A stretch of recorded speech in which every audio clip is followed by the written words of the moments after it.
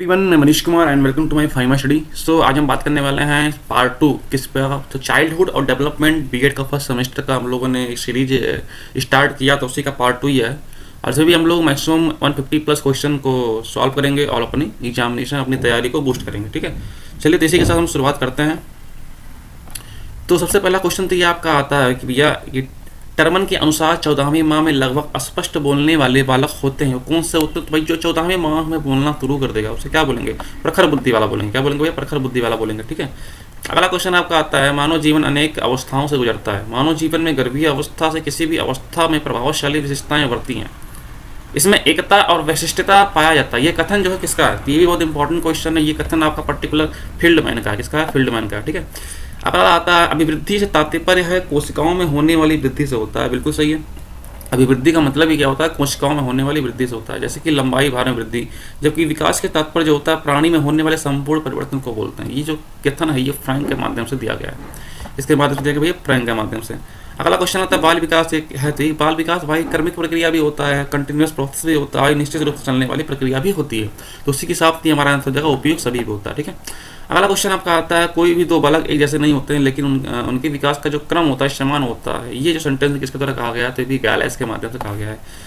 तो सामान्य से विशेष सिद्धांत के समर्थक थे, कौन थे भैया? हार्लॉक थे। ठीक है, सतत विकास सिद्धांत के समर्थक कौन थे भैया? तो ये हमारे स्किनर थे।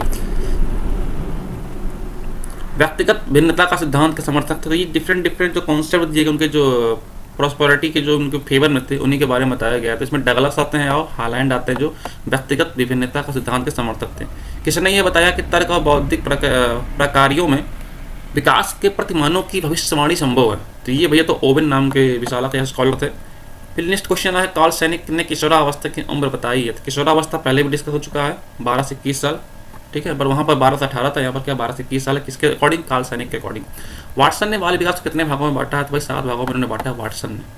हालाक के अनुसार बाल्यावस्था की उम्र होती है, हालाक के अनुसार जो बाल्यावस्था की जो उम्र होती है 3 से 10 वर्ष होती है, जबकि रॉस के अनुसार आपका 5 से 12 था। ठीक है, इसको ध्यान दीजिएगा। अर्नेस्ट जोन्स ने विकास की अवस्थाओं को बांटा है, तो इन्होंने बांटा है 4 भागों में।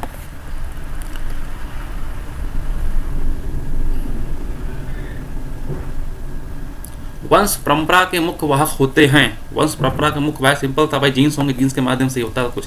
किशोरों की शिक्षा के लिए आवश्यक होता है, ये होता है नैतिक शिक्षा। नैतिक शिक्षा का होना बहुत जरूरी है, मोरालिटीज के बोलते हैं। डगलस हाईलैंड के अनुसार संघर्ष का अर्थ होता है उपयुक्त सभी मारेंगे। ठीक है, जन्म के समय बच्चों का रोना क्या होता है भाई? तो ये रक्त प्रवाह को बढ़ाता है। बच्चों का रोना मतलब क्या? रक्त प्रवाह यानी कि ब्लड सर्कुलेशन की स्पीड को बढ़ाता है। तो भैया हम लोग थे बच्चे के समय रोने का जो होता है रक्त प्रवाह को बढ़ाता है ये।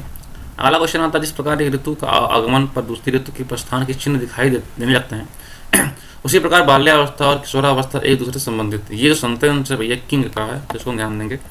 बालक के सामाजिकरण के प्रमुख तत्व कौन से होते हैं? तो बाल संबंध भी होता है, परिवार भी होता है, और सभी लगाएंगे। ठीक है, परवरिश भी होता है। बाल अपराधियों के संबंध में कथन है कि अधिकतर बाल अपराधी उन्हीं परिवारों से मिलते हैं जहाँ सामाजिक संबंधों की स्थापना में बाधा पड़ सकती है। ये भैया हील और ब्रूनर के द्वारा कहा गया है।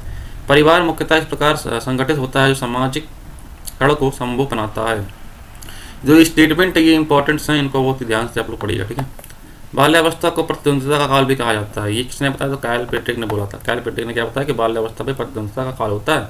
बाल्यावस्था को जीवन का अनोखा काल किसने कहा है? तो ये भैया कोल्स एंड ब्रूस ने कहा है। ठीक है, गर्भावस्था में अत्यधिक एक्सरे के कारण गर्भस्थ शिशु के मन मस्तिष्क पर विपरीत प्रभाव पड़ता है। ये सेंटेंस किसका भी? बा। तो बा कहाँ पर है? सेनफील्ड का है। जब एक बालक 6 वर्ष या अथवा उसके आसपास की आयु में पहुंचता है तो उसकी मानसिक आयु योग्यताएं जो लगभग सर्वकीर्ण विकास के स्तर पर पहुंच जाती हैं। ये भी क्या है? क्रो का है। तो कुछ ऐसे स्कॉलर्स हैं, क्रो हो गए, आपके रॉस हो गए, तो इससे इंपॉर्टेंट है। मानव विकास किस आयु में सबसे तीव्र होता है? पहले ही बात हो चुकी है भैया, 9 से 12 के बीच होता है। ठीक है, इसको क्या बोलते हैं? ये आपका बाल्यावस्था होता है। वृद्धि एवं विकास के संदर्भ में निम्नलिखित में से कौन सा कथन सत्य है? तो वृद्धि और विकास की बात करेंगे तो पहला जो आपका वृद्धि जो है एक प्रकार का कंटिन्यूस प्रोसेस होता है, इसका क्षेत्र क्या है? अनलिमिटेड है। और सेकंड क्या है कि जो भी डेवलपमेंट होता है इसका अर्थ यह होता है कि वृद्धि का डेवलपमेंट होता है। ठीक है, तो इसका आ होगा सा हो जाएगा, बा नहीं होगा सा होगा, क्योंकि हम यहाँ पर कंटिन्यूस की बात हो रही है, तो कंटिन्यूस को हम पॉज करेंगे। बालक का जो इमोशंस डेवलपमेंट है ये किसके द्वारा प्रभावित होता है? तो भाई ये शारीरिक विकास के माध्यम से भी प्रभावित होता है, सामाजिक विकास के माध्यम से भी और नैतिक विकास यानी उपयुक्त सभी हो जाएगा। ठीक है, विकास की प्रक्रिया में जीवन मूल्यों, व्यक्तित्व, व्यवहार इत्यादि का विकास भी शामिल है, उपयुक्त सभी। तो जहाँ भी मैंने कहा है इसमें सिंपल था, आपको आंसर मिलना चाहिए, पढ़ात्मक होना चाहिए, पढ़ात्मक और व्यवहारिक होता है। ठीक है, तो ये बोला गया कि वृद्धि शब्द का प्रयोग क्वांटिटेटिव परिवर्तनों के लिए, विकास का प्रयोग जो है क्वालिटेटिव परिवर्तनों के लिए और फिर व्यवहारिक परिवर्तनों के लिए होता है। 3 प्रकार के होते हैं। शिक्षण की विभिन्न विधियों के लिए कौन सी अवस्था सर्वाधिक उपयुक्त होती है? शिक्षण के लिए भाई जानते हैं बाल्यावस्था सबसे मेन होता है। अगर बाल्यावस्था का बेस स्ट्रांग हो जाता है तभी आप आगे जाकर के ग्रो करते हैं। ये आपको भी फील हुआ होगा, ठीक है। क्रियात्मक योग्यताओं का तात्पर्य उन विभिन्न प्रकार की शारीरिक विधियों से है जो नाड़ियों मांसपेशियों की क्रियाओं के समान नियोजन द्वारा संभव हो पाता है। तो ये जो बोला गया है क्रो का सेंटेंस है, ठीक है। संवेगात्मक अवस्था में भावनात्मक तत्वों का प्रधानता पाई जाती है। ये किसने कहा? तो ये बोला रॉस ने कहा है। शिक्षा मनुष्य की शक्ति विशेष रूप से उसकी मानसिक शक्ति का विकास करती है। ये किसने कहा भाई? तो ये अरस्तु का सेंटेंस है। अब आता है इंटेलिजेंस कोशेंट का फार्मूला क्या होता है? ये तो है इंपॉर्टेंट है, तो इसको आप ध्यान दीजिएगा। तो इसका IQ इक्वल टू होता है MA/C/100। MA का मतलब होता है मेंटल एज और C का मतलब होता है क्रोनोलॉजिकल एज इंटू 100। I को मतलब पता ही होगा, इंटेलिजेंस क्या होता है? कोशेंट होता है। शारीरिक अंगों की गति शक्ति संबंध के रूप में बालक की क्रियाएं होती हैं तो गामक होती हैं। गामक तो मोटी डायनेमिक होती हैं। गामक विकास को प्रभावित करने वाला कारक कौन सा होती है? सभी हो गया, ठीक है। वंशा भी होता है। किस आयु में लड़कियां तेजी से बढ़ती हैं? तो ये होता है भैया आयु 12 से 14, क्योंकि ये ऐसा एज होता है जो अपने आप को सेक्सुअली क्या करती है कि पूरी कंप्लीटली ये डेवलप होती हैं। नहीं जो इनके हार्मोन्स सेक्सुअल हार्मोन्स होते हैं, जिसकी आपका एस्ट्रोजन हो गया, इसका काफ़ी स्पीड मात्रा में बढ़ता है और इनके कई सारी जो चीज़ें पहले नहीं होती थी अब होना स्टार्ट हो जाती है, ठीक है। तो ये पर्टिकुलर जो एज है 12 से 14 बहुत अग्रेसिव एज होता है। यह कथन किसका है कि संवेग व्यक्ति की गति में और आवेश में आने की स्थिति होती है। तो ये भैया हमारे जो है वर्थ का कहना है। निम्न में संवेग की मूल प्रवृत्ति होती है। तो सभी निवृत्ति भी है, जो भी और आत्मगौरव तो भी सभी हो जाएगा, डी वाला ऑप्शन। तो मैकडुगल ने कितनी मूल प्रवृत्तियां और संवेगों को बताया? तो भाई सिंपल सी बात है, 14 ही होता है। 14 इमोशंस होती हैं। मूल प्रवृत्ति रचना धर्मता ने कंस्ट्रक्शन के लिए उपयुक्त संवेग कौन सा है? तो ये आपका हो गया भैया कृत स्वभाव यानी क्रिएटिवनेस होता है। अब आता है रिपल्सन का संवेग मतलब। रिपल्सन मतलब किसी को हटाना। तो भाई सिंपल सी बात है, क्या होगा? घृणा होगा रिपल्सन का मतलब। एक्वेशन का संवेग का मतलब क्या होता है? ये अधिकार होता है, संग्रहण। एक बालक दूसरे बालक को खेलते हुए देख किस प्रकार का संवेग का? तो प्रफुल्लता का संवेग यानी कि खुशी मिलती है तो भी खेलना चाहता है। तो शारीरिक वृद्धि का महत्वपूर्ण पक्ष होता है। तो भाई उपयुक्त सभी ऊंचाई, वजन, शारीरिक अंगों का अनुपात, दांत। बाल्यावस्था में मानसिक विकास का लक्षण होता है। तो सभी यहाँ भी लगाएंगे हम क्यों? परिप्राशित होना, आत्मगौरव की वृद्धि एंड मूल प्रवृत्तियों व्यवहार चेंज आना। किशोरियों की रुचियों की स्थायित्व का काल होता है। तो ये होता है 16 से 18 वर्ष होता है, ठीक है। किशोरावस्था की विशेषताओं को सर्वोत्तम रूप से व्यक्त करने वाला एक शब्द है, कौन सा है? तो सफलता पता है, परिवर्तन और क्या होगा? समायोजन नहीं होता भाई। विकासात्मक संवेग सिद्धांत प्रतिपादित किया जाता है। तो ये किसके द्वारा बोला गया? तो ये ब्रिजेज के माध्यम से बताया गया है।